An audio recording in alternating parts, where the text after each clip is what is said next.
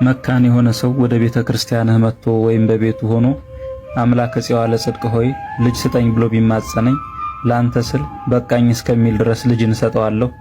የታመመ ሰው አምላከ ጽዮን ለጽድቅ ፈጥነህ ድረስልኝ ከህመሜን ፈውሰኝ ብሎ በስምህ ቢማጸነኝ ፈጥኜ ፈውሰዋለሁ።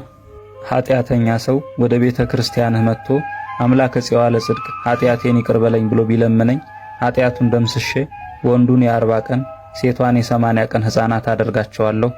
አንተን አስቦ አጽምህ ባረፈበት ቦታ ድናለሁ ብሎ አምኖ ከቤቱ የተነሳውን ገና በቤቱ እያለ የልቡን ሐሳብ ፈጽምለታለሁ።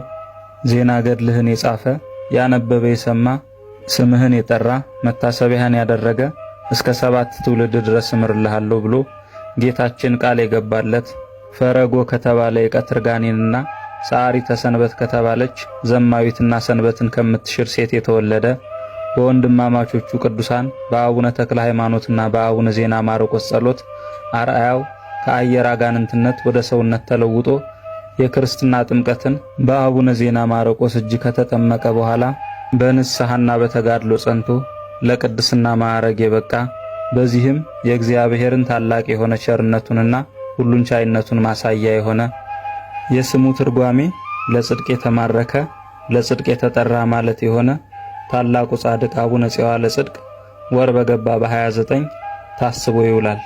ለእግዚአብሔር ምስጋና ይሁን። እኛንም በጻድቁ በአቡነ ጽዮን ለጽድቅ ጸሎት ይማረን ይቆየን።